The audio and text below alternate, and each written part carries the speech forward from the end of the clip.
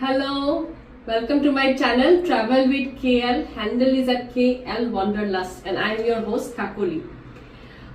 Thanks for watching my videos, and if you like my video, please like, share and subscribe, and check out the description box below for links to my other videos and also my travel blog The Wayfarer.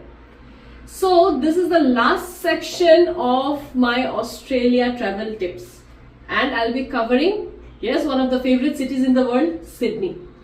Now when I talk of Sydney, the first thing that comes to all of our minds is the iconic Opera House. That is basically the symbol of Sydney.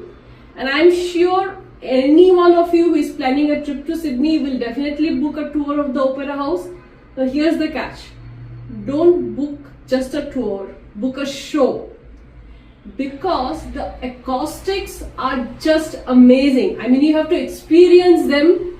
The experience, the thrill of watching a show in the Sydney Opera House. So just whatever show is available, be it a musical, a drama, a theatre, a dance program, whatever show you get on the days you are traveling to Sydney, just book it. Okay, so that's one thing.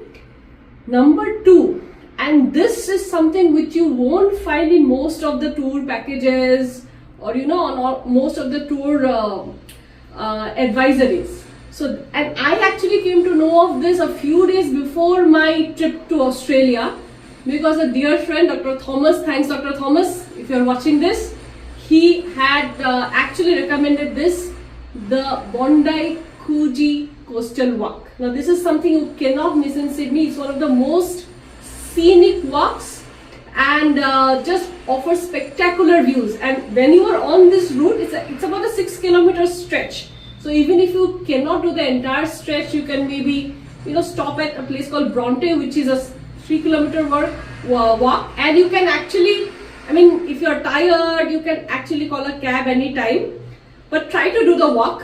And the best time to do the walk is the early morning or maybe the late afternoon, but not after dusk, because it has a lot of ups and downs. It's a boardwalk, so you have to be able to see the path. It cannot be after dark. And the starting point is in Bondi. You go to this, you check out this resto bar called Iceberg. So that's where the walk starts from in Bondi. So this is something, and when you are on this walk, also look out for the Mackenzie's Point. Just spectacular sea views, spectacular. I mean, believe me.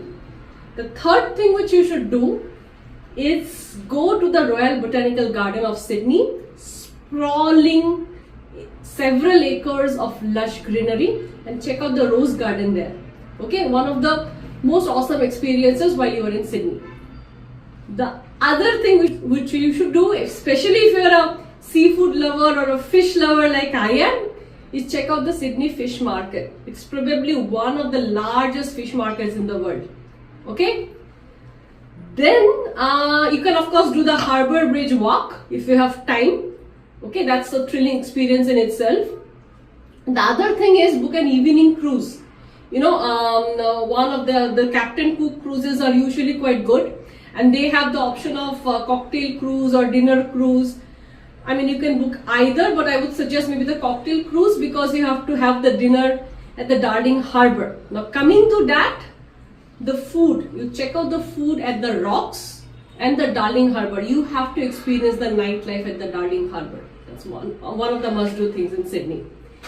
The other thing is that if you have not gone to a Melbourne Zoo or a wildlife park in the other parts of Australia that you have visited, please check out the Taronga Zoo in Sydney. So some of the most exotic animals in the world, koalas, wallabies, the fairy penguins, kangaroos of course. So you get to see all of them in Taronga Zoo. And of course you have extra time in Sydney. You have to do the day trips from there. You can do the Blue Mountains. That's one of the most popular day trips from Sydney. And also you can check out the Hunters Valley. The wine tour in Hunters Valley has some of the most amazing wines in the world. So these are some of the things which you should do while you are in Sydney. And how many days do you need in Sydney? Well, I would say maybe minimum of 2 days. 3 days would be better, but a minimum of 2 days. Okay, so see you on my next video, and in my next video I'll be talking about one of the most amazing but a slightly underrated and under-visited tourist destination of India, and that is the Andamans. Okay, so keep watching this space.